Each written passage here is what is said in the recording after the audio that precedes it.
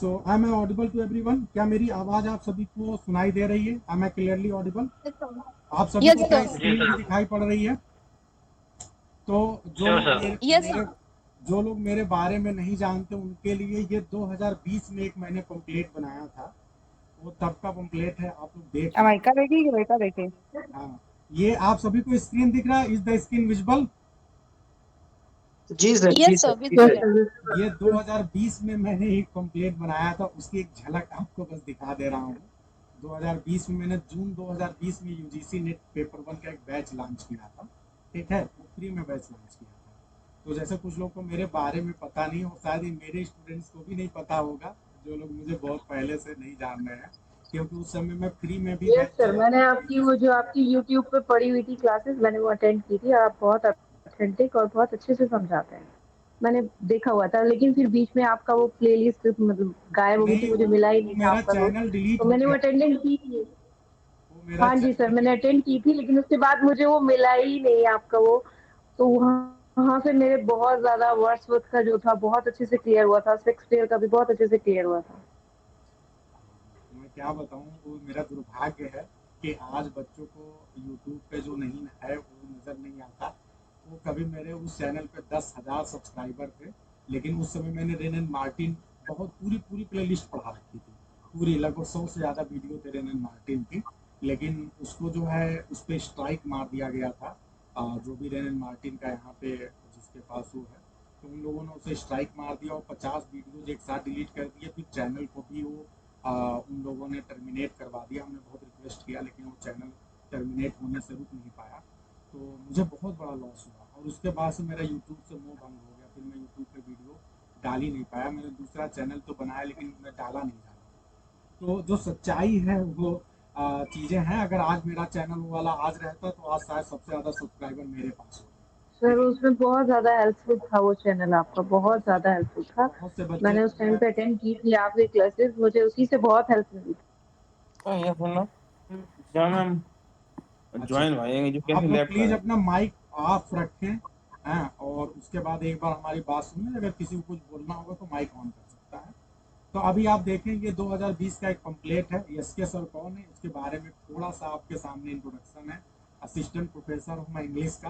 College का नाम अभी नहीं बता रहा हूँ, बता भी दूंगा, उसमें कोई वो नहीं है, लेकिन ग्रेटर नोएडा में हमारा कॉलेज है।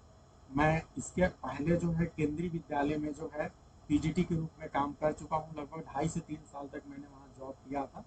2017 से लेकर 2020 तक मैं केंद्रीय विद्यालय में था। और 2020 से अभी कंटिन्यूसली मैं असिस्टेंट प्रोफेसर के रूप में यहाँ पे ग्रेटर नोएडा में अपॉइंटेड हूँ। और मैंने जो है केंद्रीय विद्यालय में भी ऑल इंडिया चौथी रैंक मेरी आई थी। तब केवल 69 सीट्स थी पीजीटी में। और अभी जो है मैं जब असिस्टेंट प्रोफेसर के रूप में हूँ, तो यहाँ भी जो है 147 सीट्स थी। और वहाँ भी मेरी ऑल इंडिया जो है 10वीं रैंक आई थी। तो ये मेरा थोड़ा सा परिचय है। और इसके अलावा जो है मैंने एमए बीएड बीएचयू से किया है, पीएचडी भी मेरा वहाँ से चल रहा था। तो ये सारी पढ़ाई थोड़ी सी मेरी बीएचयू से हुई है, जो एशिया की सबसे बड़ी रेजिडेंशियल यूनिवर्सिटी मानी जाती है। अब इसके अलावा जो है एस के सर कौन है थोड़ा सा और जान लो। तो एस के सर ने टारगेट विद एस के सर नाम का एक ऑनलाइन फोरम है, जिस पर मैं बच्चों को कुछ क्लासेस लेता हूँ, वहाँ से पढ़ाता हूँ। मेरे टेलीग्राम ग्रुप्स हैं, व्हाट्सएप ग्रुप हैं जहाँ बच्चे पढ़ते हैं। इसके अलावा जो है आप लोग को जानकारी के लिए बता दूं कि मैं सबसे पहले वास्तव में नेट जेआरएफ के बच्चों को पढ़ाता था। जब मैंने बीएचयू से अपना एमए किया, उसके बाद मैं नेट जेआरएफ के बच्चों को मैंने नेट क्वालिफाई किया, फिर पीएचडी में एडमिशन लिया। फिर उसके बाद नेट के बच्चों को मैंने पढ़ाना शुरू किया। तो ये मेरे बारे में जानकारी है कि मैं he has taught for net JRF in many coachings of Varanasi before joining केंद्रीय विद्यालय इन 2017।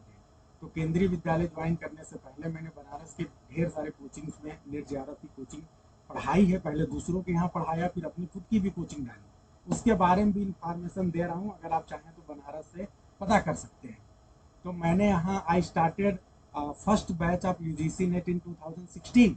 2016 में मैंने बैच पढ़ाना शुरू किया था। पेस आईएएस वहाँ पे एक संस्था है बनारस में, बहुत बड़ी कोचिंग थी, वहाँ मैंने शुरुआत किया था सबसे पहले।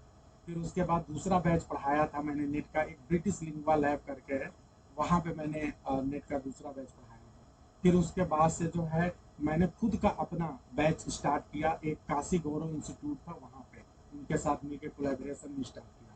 और फिर उसके बाद मैं तब तक काशी गौरव इंस्टीट्यूट में पढ़ाता रहा जब तक 2017 में मेरा सिलेक्शन केंद्रीय विद्यालय में नहीं हुआ। इसके अलावा इन बैचेस के अलावा जो है, अब इन बैचेस को जब मैंने पढ़ाया तो बहुत से बच्चे मेरे गाइडेंस में नेट जेआरएफ क्वालिफाई कर चुके हैं। जो मेरे नेट के टीजीटी पीजीटी के बच्चे वो जानते हैं। आप लोग को याद है नेहा मैम आप लोग को पढ़ाने आई थी, जो एनआईटी वारंगल में अभी असिस्टेंट प्रोफेसर हैं। याद है आप लोग को भी बताना भी आप लोग कुछ लोग सर आवाज भी निकालेंगे, है ना। अभी नेहा मैम की मैंने क्लास लगाई थी, आपको ये याद है क्या? दिल्ली यूनिवर्सिटी में एक असिस्टेंट प्रोफेसर हैं, ठीक है, पूजा पांडे। तो उनकी भी मैंने आप लोग को एलटी ग्रेड में क्लास लगवाई थी। अब बताओ जितने यूट्यूब पे पढ़ाने वाले हैं कितने ऐसे टीचर्स हैं जिनका स्टूडेंट कोई दिल्ली यूनिवर्सिटी में प्रोफेसर। बहुत बड़ी बात है, लेकिन मैं बहुत शालीनता के साथ आपको बता रहा हूँ। बड़ा अजीब लगा मुझे कि आ, मुझे बच्चे बहुत से जो बच्चे जानते हैं, अब वो तो यूट्यूब चैनल थोड़ा सा डिलीट हो गया। फिर उसके बाद मैंने दोबारा इंटरेस्ट नहीं लिया यूट्यूब में। मुझे ऑनलाइन आके एमसीक्यू कराना रोज यूट्यूब पे मज़ा नहीं आता, अच्छा नहीं लगता। जहाँ ज्ञान की चीज़ें नहीं होती हैं मुझे थोड़ा सा मेढकों की तरह टर्राना अच्छा नहीं लगता। तो ये दुख का विषय है कि अगर हम एमसीक्यू करा नहीं रहे हैं तो ये कौन है एसके सर। बच्चे इस तरह से प्रश्न पूछते हैं, बड़ा दुख हुआ मुझे जानकर कि ऐसा भी बच्चे बोल सकते हैं। आप किसी को पसंद करते हैं या किसी के स्टूडेंट है, इसका मतलब ये नहीं कि कोई दूसरा व्यक्ति है वो आपके लिए मतलब सम्मान का पात्र नहीं है। ये तो आप अच्छी तरह से आप एक बार समझ लीजिए, कोई गुरु चाहे जो भी हो, जब तक आप सम्मान करना नहीं सीखेंगे आप अच्छे बन नहीं पाएंगे। तो ये है। तो फिलहाल मेरी तो बात ही छोड़ दो, मैं तो फिलहाल आप जितने भी यूट्यूब पे लोग हैं मैं उनसे कोई अपनी तुलना करना भी नहीं चाहता हूँ, मुझे करना भी नहीं। मैं बहुत खुश हूँ और ये मुझे बड़ा अच्छा लगता है कि हमारे बच्चे हमें इस कदर मानते हैं कि वो मेरा कहीं प्रचार नहीं करते। ये भी एक आयरनी है लेकिन ये सत्य है।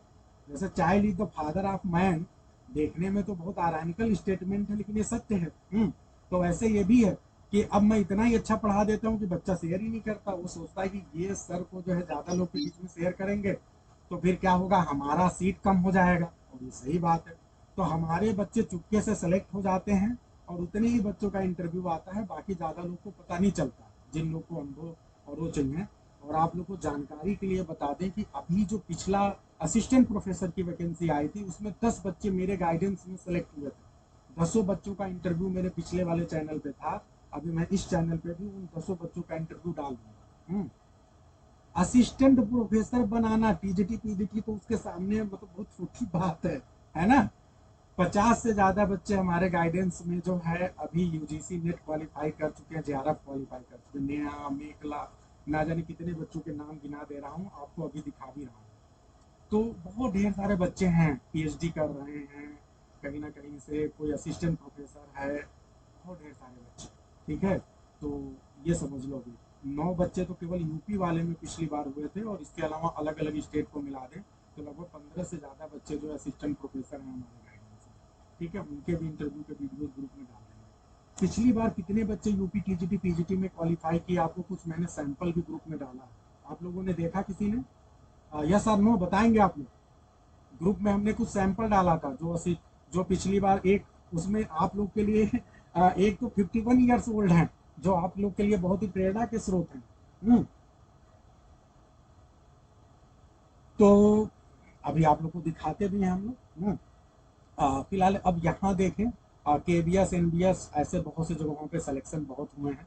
बस मार्केट में थोड़ा सा वो, हमसे कई बार मुझसे लोगों ने कहा कि सर आपके गाइडेंस में जब इतने लोग सेलेक्ट हुए हैं तो आपको थोड़ा सा वो करना चाहिए ज़्यादा ज़्यादा। लेकिन अब हम चूंकि सरकारी नौकर हैं, प्रॉब्लम ये है कि कई बार आप अच्छा काम करने जाते हैं फिर भी लोग आपको बदनाम कर देते हैं। तो इसलिए थोड़ा सा बच के रहना पड़ता है और कोई बात नहीं है। अदरवाइज तो क्यों ना कर दे प्रचार। इतने पे तो अभी दूसरे कोचिंग में इतने बच्चे सेलेक्ट हो जाएं तो पता नहीं वो क्या ना कर दे, दिखा दे कि भैया कितना बड़ा तीर मार। तो ये सारी बात है। आप देखिए, आप जो कुछ लोग ये शक कर रहे थे कि सर पैसा का बात है, तो मैं तो फ्री में बैचेज नेट के चला चुका हूँ बहुत पहले। अभी आप ध्यान दें, ये मैंने यूजीसी नेट की जो बैच चलाई थी तब की बात है, ये 11 मई से लेके 11 जुलाई 2020 तक की बात है। पूरा यूजीसी नेट का प्लान देखो, मैं कितने बढ़िया से प्लान बना के तब कराता था, है ना। हर सब्जेक्ट है। ये जरा देखो, अब थोड़ा जिनके पास थोड़ी आंख करीब लाओ, चश्मे को थोड़ा अपने पास लेकर आओ स्क्रीन के, जरा देखो इस बैच की कितनी कीमत है, देख के बताओ मुझे। ये 2020 की घटना है। Target UGC NET paper 1 June 2020 with SK sir and team, absolutely free. ठीक है, find your dream in ₹0 only. सोचो, हमने थोड़ा सा रजिस्ट्रेशन चार्ज बच्चों से लिया था, ₹599, और ये सिर्फ इसलिए लिया था क्योंकि इतनी नोट्स मैं दे रहा हूँ, ऑनलाइन प्लेटफॉर्म, बहुत सी चीज़ों के खर्चे हैं, तो मैंने बस उसके लिए लिया था। सब कुछ नोट्स वगैरह इसमें सब कुछ मैंने फ्री किया था। उसके लिए भी कितना बढ़िया से मैंने लिखा है कि our mentorship guidance is completely free, we beg only, beg लिखा हूँ। इतना एक प्रोफेसर आपसे इतना सिंपल शब्दों में बोल रहा है कि आपसे हम भीख मांगते हैं केवल ₹599, बहुत सम्मान के साथ इसलिए मांगते हैं क्योंकि ये कंट्रीब्यूशन है to fulfil major necessities to run our classes smoothly and consistently. सोचो, तो ठीक है ना। और ये देखो, ये मेरी टीम को जरा देख लो भाई, ये 2020 की टीम है। डाटा इंटरप्रिटेशन में खुद पढ़ाता था, assistant professor, ex PGT KBS, MA English, BEd NET, PhD from BHU.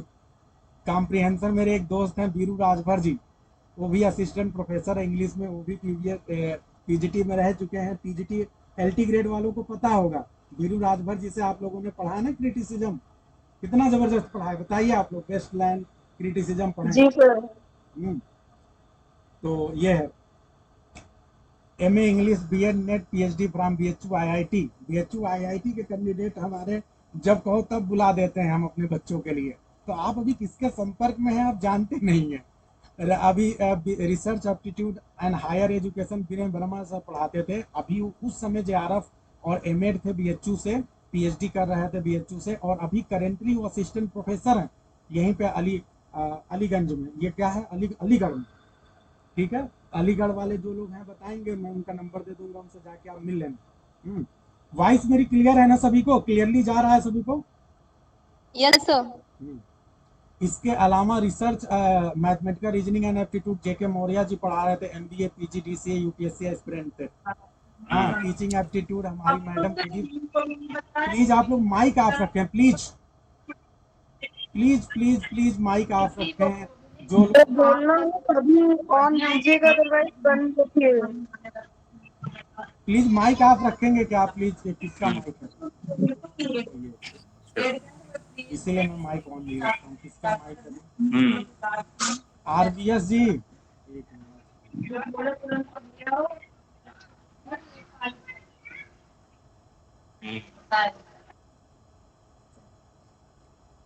हमारी मैडम है जिन्होंने एमएड किया हुआ है, जेआरएफ है एजुकेशन से, असिस्टेंट प्रोफेसर की बहुत अच्छी एस्पिरेंट है। तो टीचिंग एप्टीट्यूड देखती थी, लॉजिकल रीजनिंग जो है हरीश जी देखते थे। अभी हरीश जी अभी करेंटली पीजीटी इंग्लिश हैं महाराजगंज के पास में, तो एरिया है वहाँ पे है वो, और बीएचयू से MA BEd NET PhD BHU से। आईसीटी जो है एक आईटी एक्सपर्ट थे शिवम भाई, ये कराते थे। वो तो बहुत जबरदस्त टीम के साथ मैंने पढ़ाया बच्चों को फ्री में, ये फ्री की क्लासेस है। तो कोई कहे कि सर फ्री में, एक मुझे बड़ा अजीब लगा कि एक एस्पिरेंट है, कोई कह रही है कि ये एसके सर कौन है और ये फ्री में कैसे चला सकते हैं। अरे भाई, फ्री में चलाने के लिए क्या कोई आसमान से पैदा होकर आएगा क्या? जिसके अंदर गट्स होगा, जिसने कभी बच्चों के दुख दर्द को समझा होगा, वो फ्री में चला देगा। जो व्यक्ति फ्री में इतने समय से चलाता है, 2020 से मैंने फ्री में नेट के बैचेस चलाए हैं, तो आज 2026 में मुझे फ्री में चलाने में क्या ही दिक्कत है ये? तो ये मैं आपको बताना चाहता हूँ। इसलिए किसी को आप, वही कहा जाता है ना कि अच्छे व्यक्ति को परेशान मत करो, किसी के बारे में जाने बिना आप कैसे क्या क्लेम कर सकते हो। आगे आप देखो हमारे बच्चे जो सफल हुए हैं, ये 2020 के सारे फोटोज है, मुझे 2020 का मिला, मुझे लगा इससे बेहतर कुछ नहीं हो सकता आपको दिखाने के लिए। ये 2020 के पंपलेट हैं। ये कीर्ति चंदन आजाद जी हैं, जून मेरे गाइडेंस में जून 2017 में यूजीसी नेट हुए थे, और उस समय ये 2020 में बीएचयू से पीएचडी कर रहे थे। करंट स्थिति बताओ, मेरा कोई स्टूडेंट बताए अभी कीर्ति जी क्या कर रहे हैं? Can anyone tell? बताओ भाई। सर असिस्टेंट प्रोफेसर है प्रोफेसर सर। है सर असिस्टेंट प्रोफेसर बलिया कहाँ के पे हैं? प्रोमिनेंट आनंद जी कॉलेज में बताएं, आप बहुत अच्छे से जानते sir Satish Chandra degree college Ballia का प्रोमिनेंट कॉलेज है सर, हैं। हाँ उसी में असिस्टेंट प्रोफेसर है सर इस समय। हाँ। और ये सत्यदेव जी कहाँ हैं? सत्यदेव जी भी वहीं पे है, इसी सतीश चंद्र डिग्री कॉलेज में कॉलेज है में ही वो है भी। सर, वो भी असिस्टेंट प्रोफेसर, दोनों लोग हैं सर। दोनों लोग मेरे गाइडेंस जी में सर। एक ही कॉलेज में असिस्टेंट प्रोफेसर बन गए। देखो,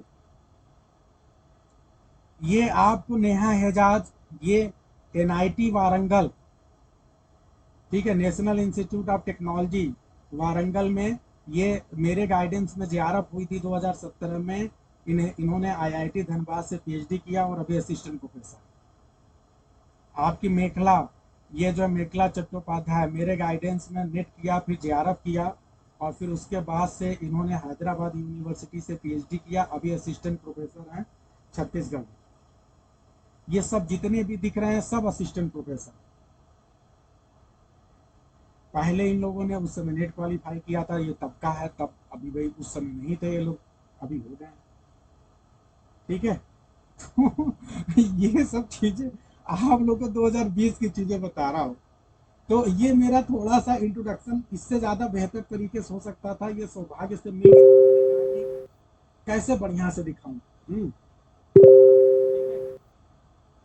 तो ये सारी चीजें आप लोग को समझ में आ गया। अब थोड़ा सा मैं आप लोगों को आगे कैसे चीजों को बताना चाहता हूँ, उस पर मैं बात करता हूँ, और उसको थोड़ा सा आप लोग समझिए। और मैं आपसे भी चाहता हूँ कि आप में से, मतलब ये प्लान, मैं कोई ऐसा गुरु नहीं हूँ कि मैं मेरे साथ सब पहले से रेडी है, बस मैं वही चीज आपको कराऊं। मैं आपको बढ़िया से बढ़िया आप चाहता हूँ कि जब आप जो है जब इस एग्जाम को, सपोज करो अगर ये एग्जाम आपका दोबारा हो जाए, आपका टीजीटी का एग्जाम, या फिर आप जो है इसके बाद की जो वैकेंसी आने वाली आ रही है, तो आप उसमें कैसे बेहतर करें। तो ये स्पेशली जो ये आज का हमारा सेशन है, ये हम यूपी टीजीटी के पॉइंट ऑफ व्यू से ही लेकर आए हैं, और यूपी टीजीटी के लिए ही हम एक बेहतर गाइडलाइन आपको प्रोवाइड कराना चाहते हैं, क्योंकि सब कुछ तो नहीं करा सकते। तो उसमें जो चीज़ें जो है आपको पीजीटी वाली भी चीज़ें होंगी, जो कॉमन चीज़ें होंगी वो पीजीटी वालों को भी बेनिफिट करेगा। तो जितने भी लोग हैं सब लोग कनेक्टेड रह सकते हैं, लेकिन मुख्य रूप से यूपी टीजीटी के पॉइंट ऑफ व्यू से ये हमारा जो है सेशन है, और हम इसमें यूपी टीजीटी के लिए गाइडलाइन करना चाहते हैं। ठीक है। तो आप लोग ये बताइए कि आप लोग को क्या मनसा है, किस तरह से। मैं एक छोटा सा आप लोग को बस बता रहा हूँ कि मैं कैसे सोच रहा हूँ आपको गाइडलाइन करने के लिए, वो आप समझ लीजिए। यूपी टीजीटी जो है, ये आप सभी जानते हैं कि सबसे ज़्यादा सीट इसी में आती है, जो आप यूपी में एग्जाम देते हैं टीजीटी और पीजीटी अगर कंपेयर किया जाए तो ठीक ठाक सीटें हैं। इस बार भी लगभग 450-500 के आसपास सीटें थी। अगली वैकेंसी आएगी उसमें और बढ़ के आएगी, और अगली वैकेंसी भी बहुत जल्दी होने वाली है। ये वाली भी देखिए कितना कब होता है, वो तो आयोग बताएगा। तो अब हमें क्या करना है कि बात ये कि इस दौरान हमें लगातार पढ़ते रहना है।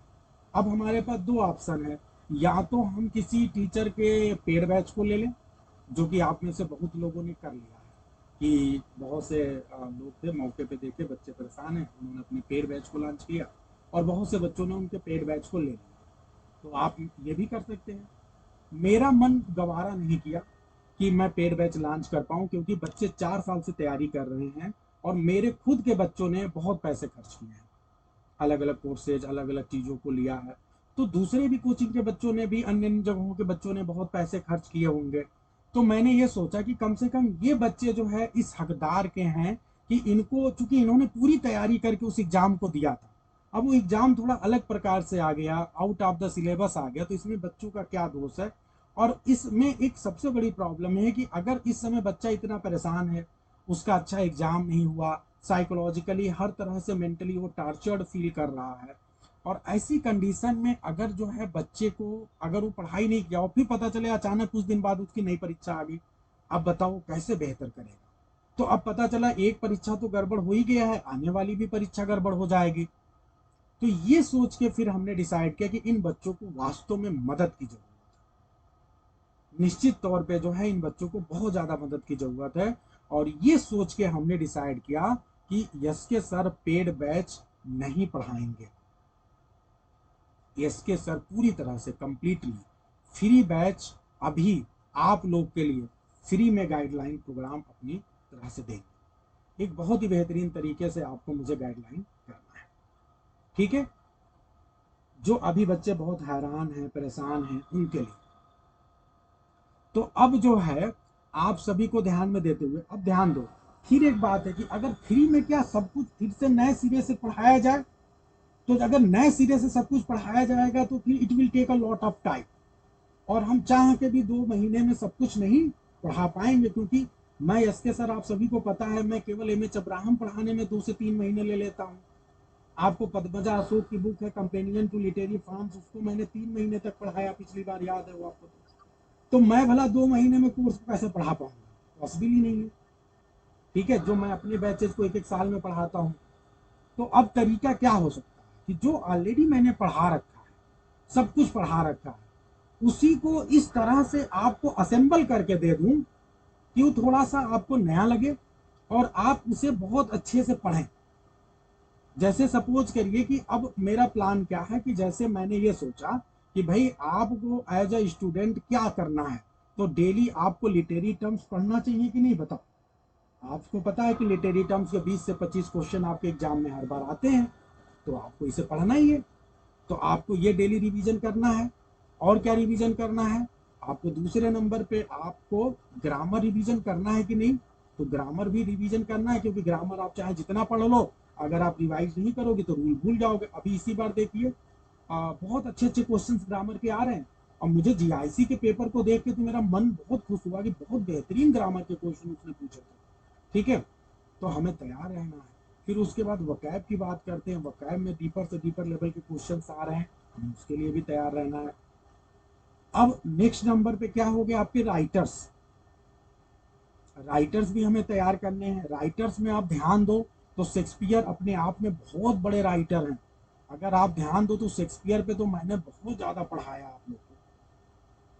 शेक्सपियर आपको पढ़ना है। फिर अब शेक्सपियर पे भी बहुत डीप लेवल के क्वेश्चन आ रहे हैं। आपको वर्ड्सवर्थ पढ़ना है, आपको मिल्टन पढ़ना है, और आपको गाल्सवर्दी पढ़ना है। ये आपका सिलेबस है। इसमें एक चीज और मैं ऐड करूंगा, और that is figures of speech. 0 number पे इसको लिख ले रहा है, फिगर्स ऑफ स्पीच। इससे भी आपके हर बार एग्जाम में 4 से 5 क्वेश्चन खूब जम के पूछे जा रहे हैं, ठीक है। 2 तो कम से कम आ ही जाते हैं, तो ये भी बहुत इंपॉर्टेंट है। इतना सबको क्लियरली दिख रहा है? Is it clearly visible to everyone? ये सारी चीजें आपके एग्जाम में होती हैं। अब अगर मैं आपको डेली प्लान बताऊं कि आपको क्या करना है, मैं असेंबल करके बताऊं कि देखो आज आप फिगर ऑफ स्पीच में ये वाला मैटर पढ़ लो, और आपको एक वीडियो शेयर करूं मैं डेली। जैसे आपको आपने लिखा कि जैसे 1 जुलाई से हम शुरू कर रहे हैं, तो 1 जुलाई हमने आपको बनाया, और हमने क्या किया, पहला लिखा फिगर ऑफ स्पीच, और फिगर ऑफ स्पीच लिखा, और फिगर ऑफ स्पीच के नीचे आपको एक वीडियो दे दी, यहाँ पे एक वीडियो लेक्चर दे दिया आपको मैंने।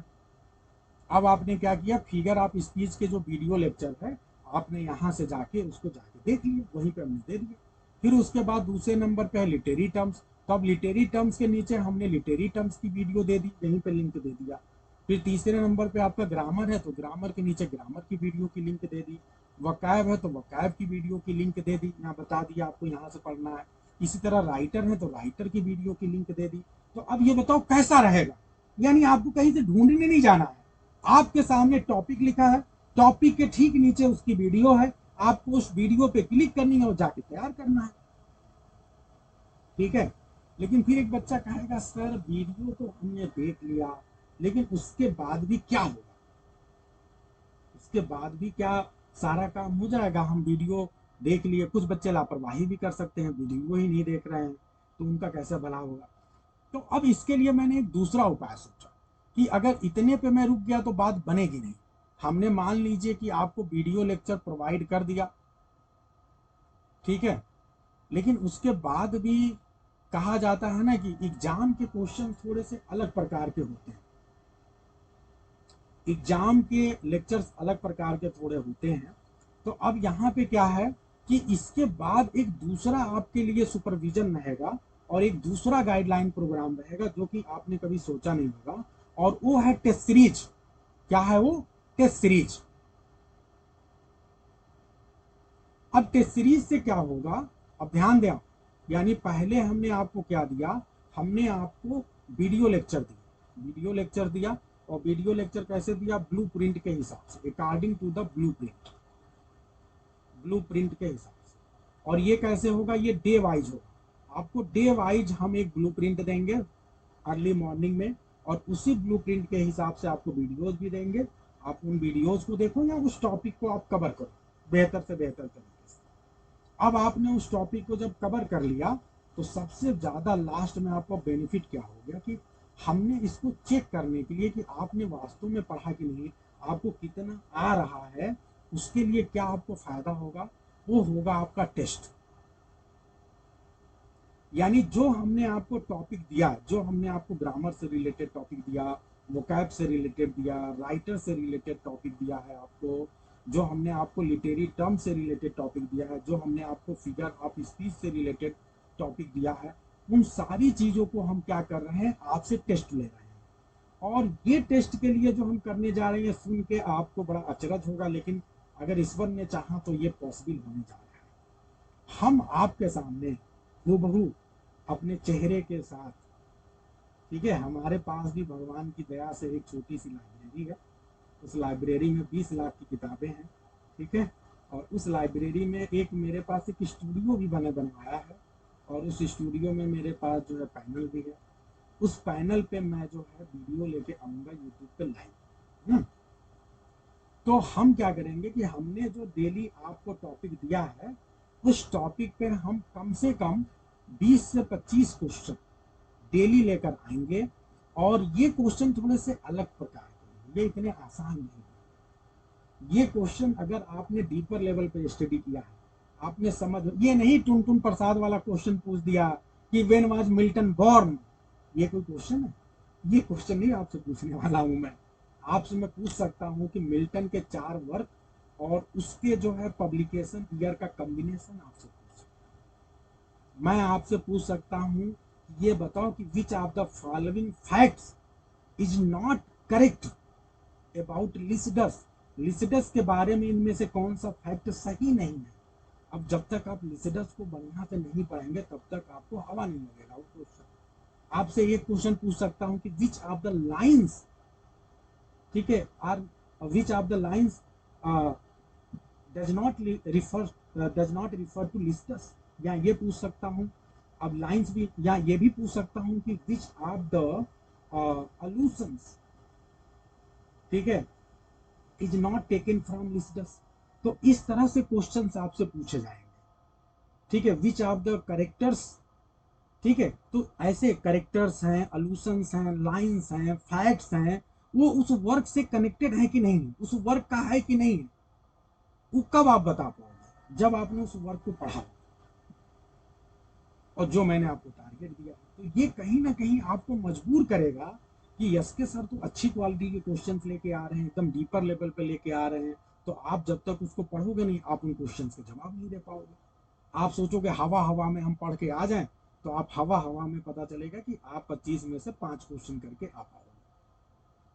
ये आपकी कहानी हो जाएगी। बहुत दुख का बात बता रहा हूँ, लेकिन मेरे साथ ऐसा होता है। मेरे पास एक ऐसे बच्चा आया जो दूसरी कोचिंग में पता नहीं कहाँ कहाँ वो टेस्ट सीरीज कर रहा था। वो सारे टेस्ट सीरीज में हमेशा जो है 105 प्लस करके आता था, बहुत कॉन्फिडेंट था वो। कहा कि सर हमने अब पूरे भारत में जितने भी टेस्ट सीरीज चलते हैं वो सारा टेस्ट सीरीज कर लिया है। अब सर जो है हमने आपके बारे में भी सुना है, आप भी अपना टेस्ट सीरीज में सोच रहा हूँ आपका ले लूँ। हमने कहा चलो भाई ले लो, दो। अब उसने पहला टेस्ट दिया और पहले टेस्ट में उसके 67 नंबर आए। जो बच्चा 105 प्लस ला रहा था दूसरे टेस्ट सीरीज में, वो हमारे टेस्ट सीरीज में 67 नंबर लेकर आया। अब उसके बाद वो बहुत फ्रस्ट्रेट, कहने लगा सर क्या हो गया, मैं बताऊं समझ में नहीं आ रहा है। फिर उसके बाद तो फिर उसने कहने लगा गुरुजी आप बस आप हमें गाइड करेंगे हमें कैसे पढ़ना है। तो मैं वही बता रहा हूँ कि अभी तो आप लोगों ने अच्छे टेस्ट सीरीज देखे ही नहीं है। अच्छे टेस्ट सीरीज जब आप देखेंगे, अच्छे क्वेश्चंस देखेंगे, तब आपको पता चलेगा ये क्वेश्चन कैसे पूछे जाते हैं। 2016 के पैटर्न पे जो अच्छे क्वेश्चंस हमने बनाए हैं, उन क्वेश्चन पे हमारे टेस्ट सीरीज है। जब उनको आप देखोगे तो आपको पता चलेगा। तो अब क्या हुआ कि एक टेस्ट सीरीज, अब ध्यान दो, एक टेस्ट, यानी हमने क्या आपके लिए डिसाइड किया कि 1 टेस्ट डेली, एक टेस्ट हम आपको क्या करा रहे हैं, डेली करा रहे हैं। समझ में आ रहा भाई?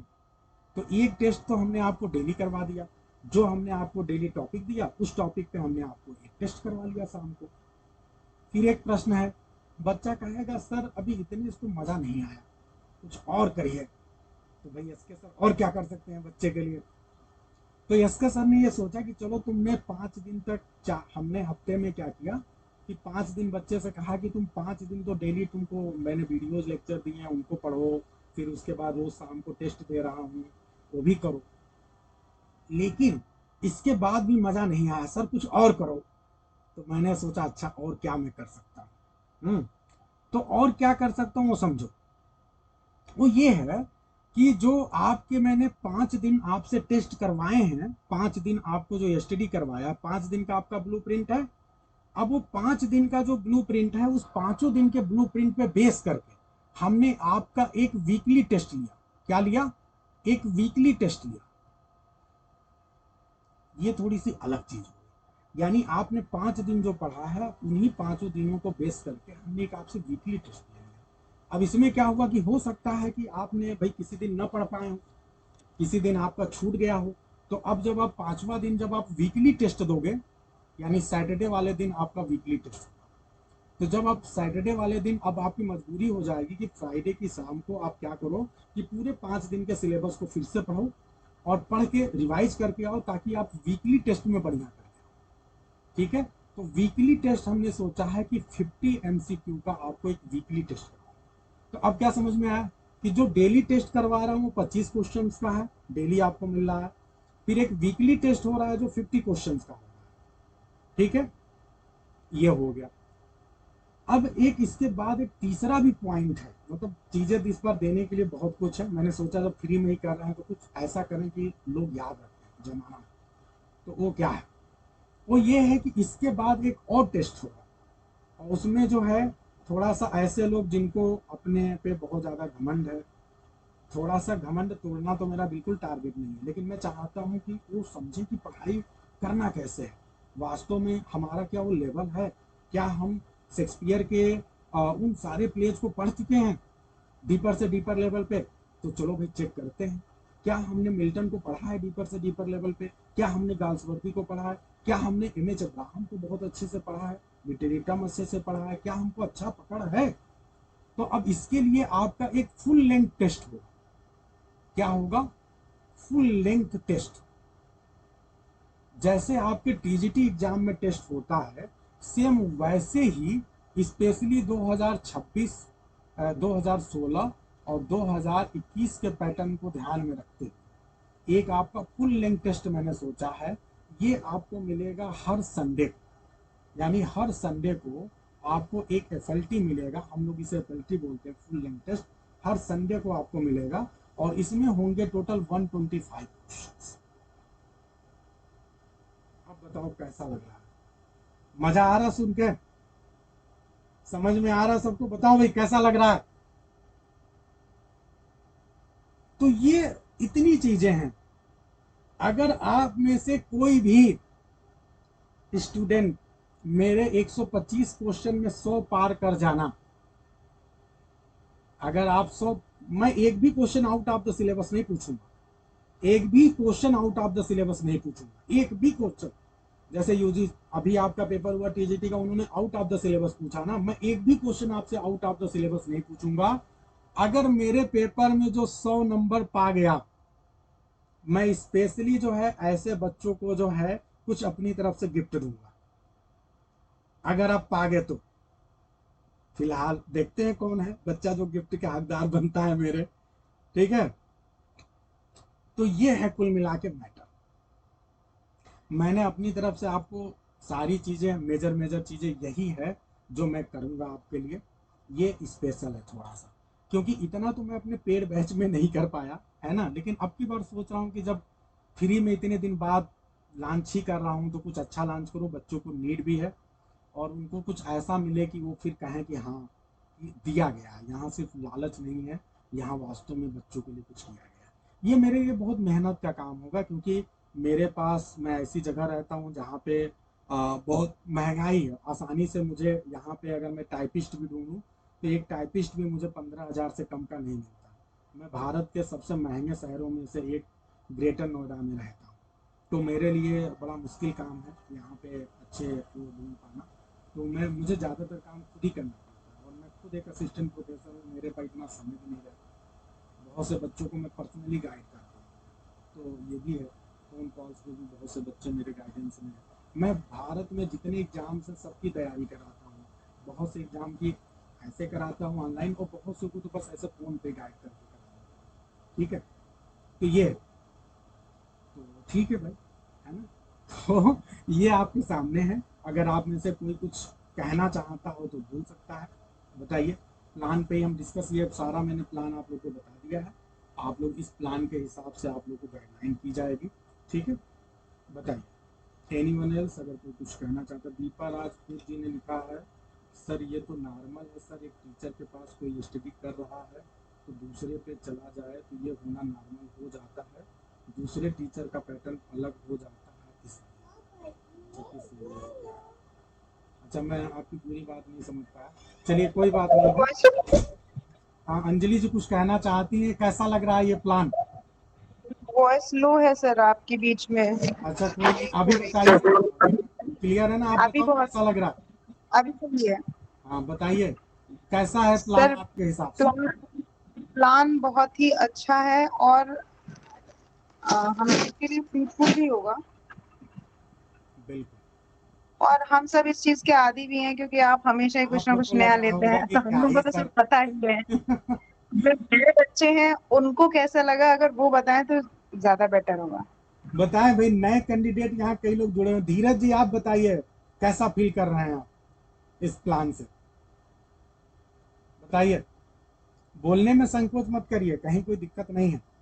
एक असिस्टेंट प्रोफेसर के सामने बोल रहे हैं आप, किसी से डरने की जरूरत नहीं है। चलिए, एनीवन एल्स कोई कुछ कहना चाहता है? जो भी नए कैंडिडेट्स हैं, ये प्लान सबको समझ में आ रहा है।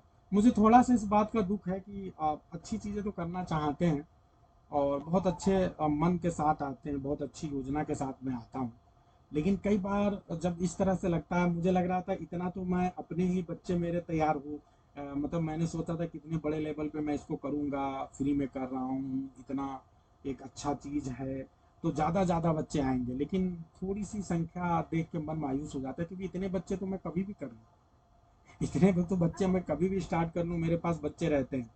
जिन लोगों को पता नहीं, मेरे टेलीग्राम ग्रुप में, टीजीटी के बैच में, नेट के बैच में, सब जगह 500-500 के आसपास में बच्चे हैं। तो बच्चों की कोई चिंता थोड़ी ना है। हाँ, अब एक बार ना मैं थोड़ा सा चाह रहा हूँ कि हमारे कुछ सेलेक्टेड कैंडिडेट शायद हैं यहाँ पे, पता नहीं, वो भी सोच रहे होंगे सर पता नहीं कब तक अपनी बात बताएंगे तो चले ना जाएंगे। तो क्या यहाँ पे कुछ पुराने सेलेक्टेड लोग हैं? मैंने एक दो लोग को बोला था आ जाने के लिए, बताएं भाई, कोई है तो भाई उनकी भी बात सुन लिया जाए। जी सर, गुड इवनिंग। हाँ, अवंतिका जी आप अपना थोड़ा सा परिचय दीजिए, थोड़ा बताइए लोगों को आप कौन है, कहाँ से आई हैं।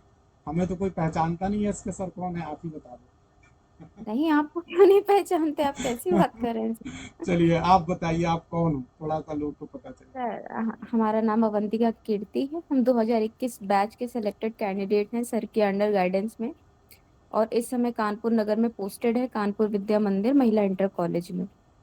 और सर के गाइडेंस में मैंने कम से कम 4 से 5 महीने में सर के कांटेक्ट में आई थी। सर आपको आवाज़ आ रही है? हाँ हाँ बिल्कुल आ रही है, बोलिए आप। हाँ, तो सर के गाइडेंस में आई थी, और सर के गाइडेंस में मैं जब आई तो मेरे फिलहाल तो मैं इस समय पे इधर उधर यूट्यूब पे काफ़ी सर्चिंग पे थी, और उसके बाद जब सर के गाइडेंस में आई तो काफ़ी कंक्रीट मटेरियल, क्योंकि उस समय पेपर बहुत जल्दी हो गया था तो सर भी बहुत फटाफट लगे थे, और उसी बीच में पेपर हो गया, तो सर से मैंने जो उनके फैकल्टीज थे, टेस्ट सीरीज थी, बेसिकली मेरा बैकबोन वही बनी। और सर के लेक्चर्स तो वैसे भी माइंड ब्लोइंग होते ही हैं, उसमें कोई डाउट नहीं, आप लोग में से जो है लेते हैं। सर के डेफिनेटली ऐसे लेक्चर्स होते हैं कि आपके दिमाग में अगर एक बार सेट हो गए तो वो जल्दी आप नहीं भूल सकते हैं। तो सर के पढ़ाने का अंदाज बहुत डिफरेंट है। सर के एबिलिटीज बहुत ही अच्छे मटेरियल से होते हैं। अगर आप उसे कायदे से लगा रहे हैं तो आप ये मान के चलिए उन एबिलिटी से आपको डीपली नॉलेज होगी पर्टिकुलर राइटर की, पर्टिकुलर टॉपिक्स की। एम एच अब्राहम वगैरह जो भी सर, जितना भी सर पढ़ाते हैं बहुत ही तरीके से पढ़ाते हैं, और उनका पैटर्न जो होता है टॉपिक वाइज बहुत ही अच्छा सेट होता है कि एक के बाद एक किस तरीके से किस पैटर्न को सेट करना है। और सबसे अच्छा तरीका उनके तो फिल्मी अंदाज वाली चीजें हैं जो मुझे बहुत अच्छी लगती है हमेशा से। तो सर का पढ़ाने का तरीका, सर के बोलने का तरीका, इवन सर ने तो मुझे, मैं कहूँ मुझे कभी डाउट भी होता था तो मैं उनको रात में भी मैसेज कर देती थी। मुझे लगता था कि ऐसा ना मैं उनको डिस्टर्ब करी, वो सो रहे, लेकिन वो जगते होते थे और वो मुझसे कनेक्ट हो जाते थे, मुझे बताते थे। कभी भी मुझे कोई टेंशन होती थी मैं उनसे खुद कनेक्ट हो जाती थी। बहुत ही अच्छे, एक कहते हैं एक ह्यूमन बीइंग के रूप में भी सर बहुत ही अच्छे हैं। फाइनेंशियली भी कंडीशन स्टेबल नहीं थी। आज भी अगर मैं उनसे कहती हूँ कि सर मुझे गाइडेंस चाहिए तो सर रेडी है बताने के लिए। सबसे अच्छी बात इनकी ये है, इनके अंदर वो एटीट्यूड नहीं है जो अदर टीचर्स में मैं देखती हूँ कि वो सिलेक्ट हो गए तो अरे अब क्या ही करना, किसको क्या बताना। सर बिल्कुल ओपन माइंड के हैं और तैयार रहते हैं बताने के लिए। उनका ये, उनके जैसा ये नेचर शायद ही मैंने देखा, और उन्हीं की तरीके में मैं ढलते हुए आज मैं बच्चों को पढ़ाती भी हूँ तो मुझे बहुत अच्छा लगता है कि सर जैसा बताते हैं, सर जिस तरीके से अपना एक तो प्रोमिसेस बहुत जल्दी अपनी कंप्लीट रखते हैं, कभी वो अपनी प्रोमिसेस को ब्रेक नहीं करते। अगर उनके पास टाइम है तो he will ready to do anything for you. उनके साथ में अगर आप जुड़ते हैं तो कनेक्टिविटी ऐसी रखिए कि आप उनसे जो ले रहे हैं और उनके अकॉर्डिंग जो चल रहे हैं पैटर्न को उन्हीं के हिसाब से रखिए तो आपका 100% होगा। इस बार हुआ 2026 का पैटर्न बहुत ही बेकार हुआ। मैं बहुत उस चीज को देखा भी और बहुत, सर भी बहुत अफसोस उस चीज के लिए कर रहे थे कि काफी उनको बुरा लगा। लेकिन फिर भी इतना कहेंगे कि जो कैंडिडेट्स उनके बैठे होंगे वो बहुत ही मोटिवेशन के साथ बैठे होंगे। सर के लिए तो हम यही कहेंगे सर, हमको भी अपनी गाइडेंस में हमेशा बनाए रखिए और आप जैसे आज है हमेशा रहें, है ना। आपके जैसा टीचर होना बहुत मुश्किल है शायद। देखिए आज के टाइम पे तो आप भी देख रहे हैं किस तरह का माहौल चल रहा है, लेकिन आप जैसे टीचर हैं तो इतना समझिए एजुकेशन कहीं ना कहीं एक लेवल पे है अभी भी। वरना अब तो एजुकेशन का सिस्टम बहुत डाउनग्रेडेड है, सर भी देख रहे हैं, हम भी देखते ही जा रहे हैं। लेकिन फिर भी अगर सर कनेक्ट है और सर के जैसे बहुत लोग हैं तो एजुकेशन सिस्टम मेंटेन बना रहेगा, एजुकेशन की वैल्यू जो है अभी भी बनी रहेगी। बस मैं इतना ही कहना चाहूंगी सर बहुत अच्छे हैं, बहुत अच्छे हैं। थैंक यू उनका अपनी बात रखने के लिए। अच्छा लगता है जब आप लोग का इतना प्यार और इतना जो है अच्छी अच्छी बातें सुनने को मिलती है अपने लिए तो थैंक यू। इसके अलावा जो है, क्या अनुपमा जी हैं यहाँ पे? अनुपमा जी शायद आप कहीं बाहर थी, मैंने बोला था अगर आप ज्वाइन की हो तो आप प्लीज़ आ जाएं। और अगर शायद अनुपमा जी नहीं हैं, राकेश जी आप बताइए। राकेश जी आप अपना परिचय खुद ही देंगे, बताइए। सर मेरा नाम राकेश कुमार मौर्य है और 2017 में पीजीटी हुआ हूँ। 2013 की वैकेंसी थी। सर आपके ही गाइडेंस में आप सर भैया मेंटर सब कुछ, हम दोस्त सब कुछ हैं, क्योंकि आप हमारे यहाँ से भी आते हैं, हम घर के घरेलू संबंध है। और शायद मैं पहला ही स्टूडेंट आपका रहा कि जो आप खुद आप स्ट्रगल के दौरान मुझे गाइड किया, मेंटोर किया, और मैं उस समय मैं फ़ोन से ही आपसे पढ़ता रहा, समझता रहा कुछ कैसे स्ट्रेटजी रहेगी, और मैं सेलेक्ट हुआ 2017 में। मेरा पहला अटेम्प्ट था और पहले अटेम्प्ट में बीएड डिग्री भी नहीं थी, केवल मैं पीजीटी के ही फोकस था। तो आल यूपी 24 रैंक थी मेरी, 24-25 ऐसे रैंक थी, मुझे याद नहीं एग्जैक्ट। और आपके लिए तो एक चीज़ तो मैं खूब अच्छे से समझता हूँ, और इससे बेहतरीन कोई मिल नहीं सकता कि डीमोटिवेट नहीं हो सकते। और अगर आप हेल्प चाहते हैं या कनेक्ट हैं सर से तो फिर श्योर है सिलेक्शन के लिए। अगर उनके काम, उनके उनके बताए गए स्ट्रेटजी रास्ते पे चलते हैं तो हमें नहीं लगता है कि कोई असफल होने वाला है। हाँ, अब इस तरीके से उठपटांग बोर्ड चयन कर दे, इस तरीके से सवाल पूछ दे तो बात अलग है। बाकी चीज़ों पे तो एकदम श्योर है, श्योर शॉट है कि सर अगर बताते हैं उस पर हम फॉलो करते हैं तो ज़रूर होंगे। और मैं हमेशा मैं सोचता हूँ कि सर आपके ही जैसे फॉलो करूँ और ऐसा ही बनूँ। कुछ लड़कों को मैं किया हूँ, अभी कर रहा हूँ, पर लेकिन आपसे सर आप मैचलेस है सर। चलिए, थैंक यू बेहतरीन सर। राकेश जी। मैं अब कुछ नहीं कर सकता इससे ज़्यादा सर, बहुत नहीं नहीं, ठीक है ठीक है। थोड़ा लेट भी हो रहा है, बच्चे भी जा रहे हैं, क्योंकि लोगों को तारीफ सुननी अच्छी नहीं लग रही है। आनंद जी, मैं बस आपसे दो शब्द सुनना चाहूंगा और इसी के साथ आप मीटिंग को एंड करिएगा। आकांक्षा, क्या आप भी एंड में कुछ बोलना चाहेंगे? आनंद जी, पहले आप बोल लीजिए और फिर उसके बाद से हम मीटिंग को बस अब एंड करेंगे जल्दी से। तो चलिए, चूंकि काफ़ी लंबी मैं नहीं लेना चाह रहा हूँ कि बच्चे बोर हों। तो आनंद जी, आप बताइए, आप चूंकि मेरे क्लास में रेगुलरली रहे हैं, सुपर 20 बैच में भी आए थे, तो आप थोड़ा सा बताइए कि आपको कैसा लगता है, कैसा महसूस कर रहे हैं, और ये बैच जो है ये बच्चों के लिए कैसे फायदेमंद साबित हो सकता है, जल्दी। Good evening sir, good evening everyone. मैं आनंद, इस समय सर के गाइडेंस में ही तो मैं लगभग कई जगह ऐसे ही मैं इंटरव्यू दिया था, केवीएस में भी दिया था, तो इस समय केवीएस में मैं संविदा पे हूँ, वाराणसी में सर। ये तो अ, आप सर, आपकी तारीफ शब्दों के साथ करना या आपके बारे में बता पाना शब्दों के माध्यम से, ये मेरे लिए बहुत, मतलब मेरे लिए बहुत छोटा होगा सर। और ये मैं आपकी क्या बताऊँ, आपका सर सिर्फ ना गाइडेंस, सिर्फ गाइडेंस आप जिसको दे देते हैं ना, जिसको सिर्फ बता देते हैं ना, वो इतनी ऊंचाइयों तक गया है। मेरे रिश्तेदार, अभी मैं देख रहा हूँ, कीर्ति चंदन आजाद है, उनकी वाइफ है, सरता जी वो असिस्टेंट प्रोफेसर है, दोनों लोग। मेरे ही मित्र सत्यदेव जी, वो भी असिस्टेंट प्रोफेसर है। तो सर, जो आपके गाइडेंस में खास तौर पे जो एम एच अब्राहम आप पढ़ा देते हैं सर ना, और लिटरेचर का सेक्शन, इतना मतलब डीप में, इतना डीप में, मैं खुद इलाहाबाद में बहुत अच्छे अच्छे प्रोमिनेंट जगह पे, मुझे मुझे याद है, लगभग लगभग सभी जगहों पे मैंने कोचिंग किया। उतना मैं नहीं अचीव कर पाया, उतना मैं नहीं समझ पाया, जितना कि आपके गाइडेंस में सर। एम एच अब्राहम को मैंने पढ़ना सीख लिया, रेन मार्टिन को मैंने करना सीख लिया। और सबसे बड़ी बात कि ग्रामर में भी जो आपने रेन मार्टिन को पढ़ाया, ब्लैक बुक को पढ़ाया सर, वो मतलब अनडाउटली सर। अच्छा, एक आप लोग को पता होगा कि एक हाल में बुक आई थी, इसके लिए आकांक्षा मैं आपको इनवाइट करता हूँ, आप बताइए। आनंद जी, बहुत बहुत थैंक यू। गाइड किए, पढ़ाए हैं सर। तो सर, बहुत thank you so much sir. बहुत अच्छा लगा आनंद और जी मुझे आप। पता है सर कि ये वाला जो आपका फ्री, ये जो आपका फ्री वाला बैच है सर ना, मुझे लगता है कि जितने लोग अदर कोचिंग में भी पढ़ते होंगे और पढ़े ही होंगे, जिनको सिलेक्शन लेना है तो भाई पढ़े ही होंगे, एक बार मैं रिक्वेस्ट करूंगा कि एक बार सर के गाइडेंस में, फ्री ऑफ द कोर्स है, सर के गाइडेंस में आप एक बार स्टडी करके देखिए। मैं भी दावा करता हूँ कि वो भूल जाएंगे जो पहले पढ़े हैं। जब आपके सामने क्वेश्चन आएंगे, जो पैटर्न सर का आएगा, जो स्ट्रेटजी, जो प्लान सर बताए हैं, निश्चित रूप से वो आपके जीवन में एक नया परिवर्तन ला करके छोड़ेगा सर। इसके लिए thank you so much sir. हम सभी के लिए एक बार फ्री बैच लॉन्च किए sir. Thank you so much. बहुत अच्छा आनंद जी, आपने चीज़ों को अच्छे से रखा। आकांक्षा, मैं आपके साथ जो है मीटिंग को एंड करना चाहूँगा।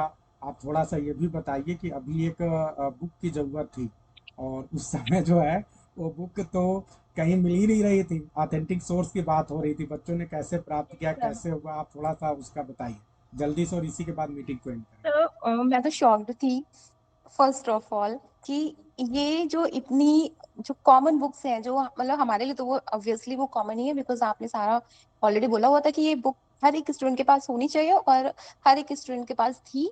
प्लस हमने उसको पढ़ा है, एक एक बुक को हमने 60-70 प्लस लेक्चर्स में हमने उसको खत्म किया है। और मुझे ये सरप्राइजिंग सबसे ज्यादा मुझे मेरे लिए था कि वो अदर टीचर्स के पास वो बुक अवेलेबल ही नहीं थी। तो मैं सोचती हूँ उन्होंने अपने स्टूडेंट्स को क्या पढ़ाया होगा।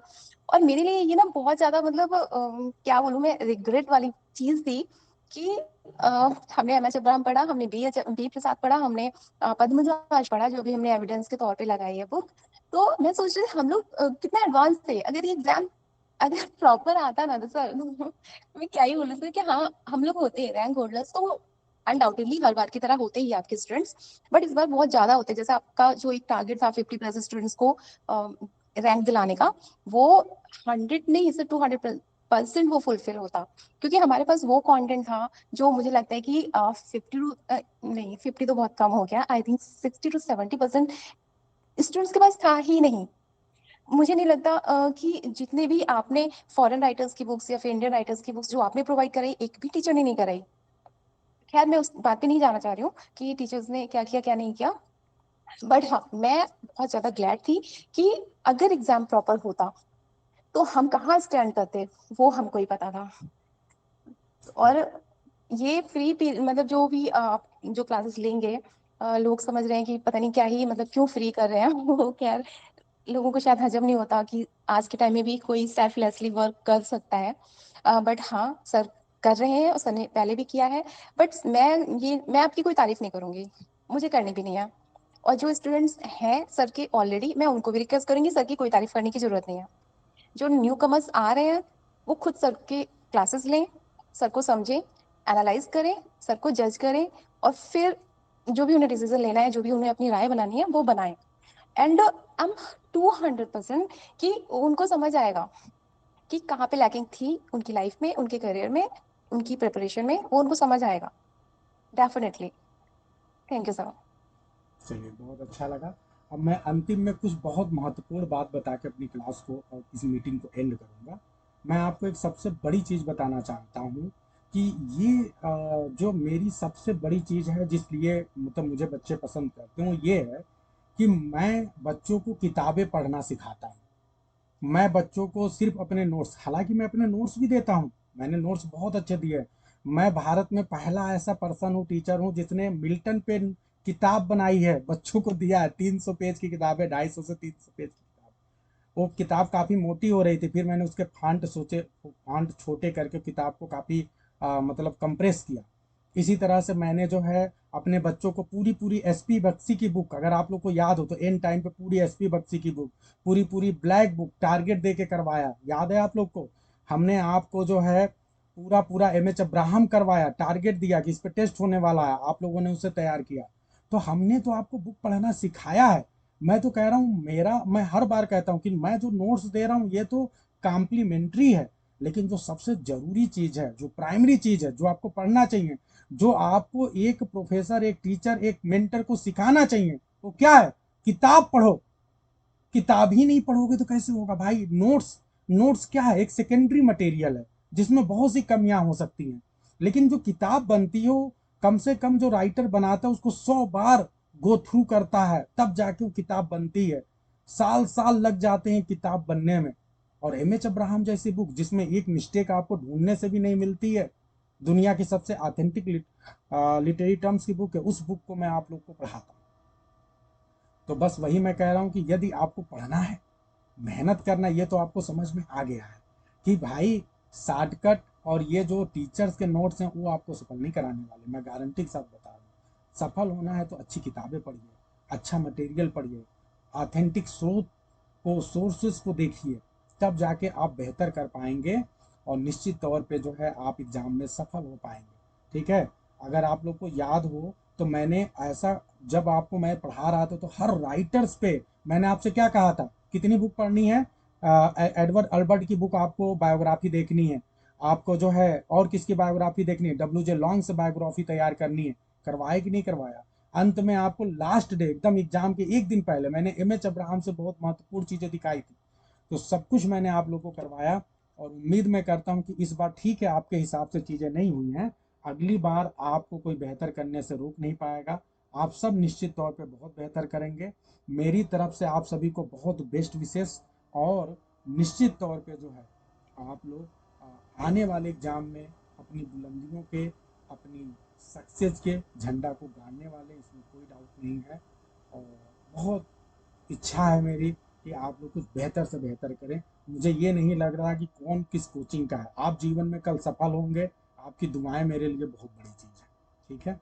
तो बस इसी के साथ आज की मीटिंग को मैं एंड करूँगा, और 1 तारीख से आप सभी के लिए बहुत ही स्पेशल क्लास हम लेकर आने वाले हैं, जो फ्री बैच होगा। आप लोगों से बस इतना ही रिक्वेस्ट है कि ज़्यादा से ज़्यादा संख्या में जुड़िए।